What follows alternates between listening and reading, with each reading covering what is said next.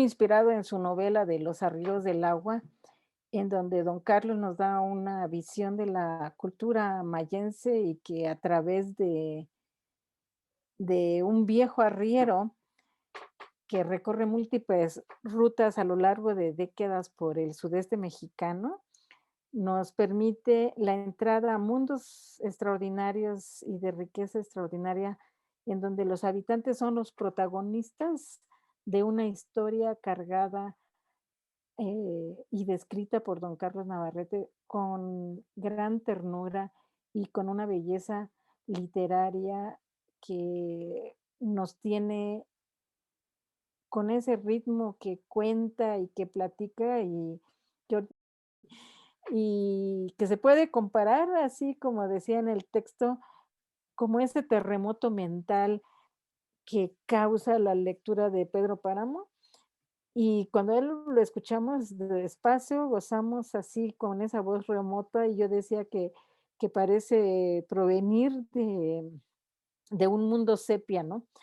Como esos arrieros que recorrían Chiapas y el antiplano guatemalteco, que es lo que nos unifica, ¿no? En esos años previos a las carreteras y, ¿no? Navarrete hace gala de su conocimiento, que él habla con la gente del campo, ¿no? Y y que parece ser, o sea, por toda su narrativa, que se lo ha pasado cientos de horas escuchándolo, ¿no? Y uno se imagina si es así a la luz de las fogatas o así como lo vemos en el video, dentro de una cocina de leña, ¿no? Y un foco moribundo alrededor de las voces que él ha sabido escuchar, ¿no?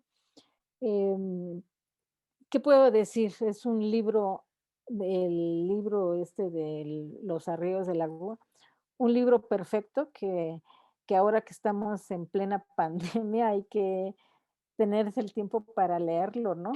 Y ya no tener excusas para que podamos sumergirnos en esa belleza que tienen las imágenes que nos va describiendo el doctor Carlos Navarrete, ¿no? De, del famoso Pascual Bailón, ¿no?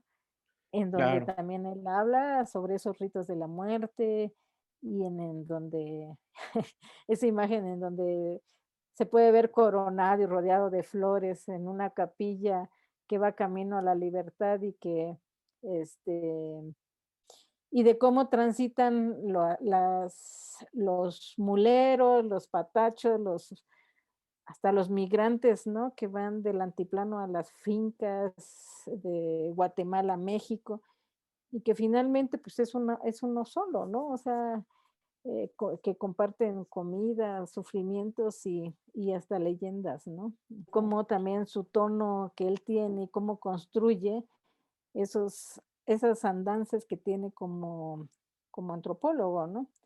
Eh, es autor de que se va soltando y reconstruyendo sus andares antropológicos, ¿no? Es Ujú. el libro de referencia, ¿verdad? Para conocer el sureste mexicano antiguo. Sí, mira, esta parte que narra Navarrete de los arrieros, creo que cita a un tal Ruiz. Y hay que Ah, acordarnos claro. de que uno de los apellidos más mencionados en Chiapas es la Ruizada, ¿no? Los Ruiz que tuvieron el poder y que agarraron poder desde que el general Tiburcio Fernández Ruiz lleva a la Mapachada al poder, ¿no? Lleva a la Mapachada y se instauran en el poder, es lo que se llamó la gran familia chiapaneca, lo que define Antonio García de León como la gran familia chiapaneca. Ahora lo que hace el gran maestro Carlos Navarrete es poner en contexto toda esta serie de historias que él fue recabando como un buen andasolo. Navarrete es muy bien descrito como un gran andasolo de Chiapas y de Guatemala. Es la conciencia misma de la resistencia de la intelectualidad guatemalteca que llega a México cuando después de la Revolución de Octubre de Guatemala, el doctor Alévalo y luego del doctor Arbenz, los militares que siguen con el poder después de haber derrocado esta revolución liberal, pues ya no permiten que esta intelectualidad guatemalteca siga ya, y Navarrete es de los primeros que se viene.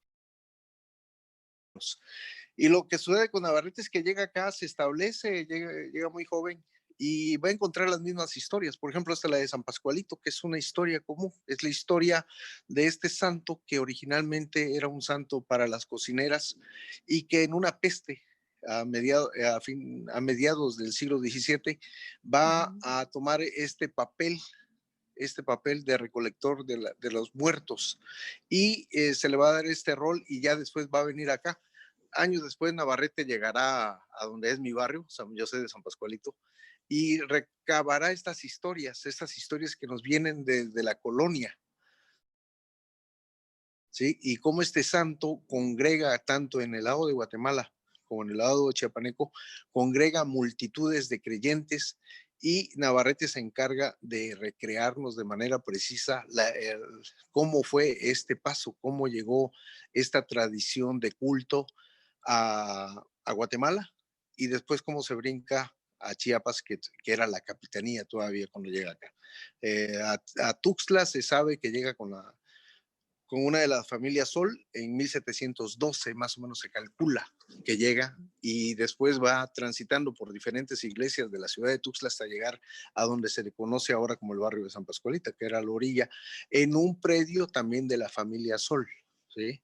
Los Sol es una familia que en Soque el apellido era Nupinjamá, sangre de sol. ¿Sí? Ese era el apellido. Pero ellos eran creyentes y hicieron la cofradía de San Pascualito, a donde después llegaría mi abuela en los años 40, los años 30, y fundarían este credo, le darían continuidad, y Navarrete narra perfectamente bien este tránsito histórico que nos une, que nos hace pues una sociedad muy centroamericana, desde nuestro estilo de hablar, de comer, de nuestros gustos, nuestros platillos, nuestras tradiciones, los apellidos, ¿no? Pues todos los que de todas las especialidades, porque Carlos tiene esa facultad de hablar de todo y hacerlo muy bien. Lo mismo habla de literatura, como en Los Arrieros del Agua, habla de arqueología, como sus investigaciones de Izapa, habla de historia, como en el caso de San Pascualito, habla de arquitectura, como en el caso de Quechula, y tiene muchos referentes, o sea, muchas herramientas, y es muy didáctico el maestro. Y Navarrete ha tenido esa capacidad de transitar de la arqueología a la antropología social, a la literatura, y con este personaje, con Vito Trilla, que tengo que tuvimos la oportunidad de conocerlo, se plasma el pensar universal de Navarrete, y cómo conoce a pie puntilla estas regiones del sur sureste, ¿no? Que como tú bien dices, ahora se piensa Guatemala, allá a lo lejos, y lo vemos, es que son chapines, ¿no? Sí, no, o sea, Simplemente sí. quedaron de aquel lado. Vamos cerrando, no sé, la charla. Sí, pues muchas gracias, y la verdad es un placer platicar sobre Navarrete. Pues terminamos platicando de otra cosa, porque bueno, las circunstancias, ¿no?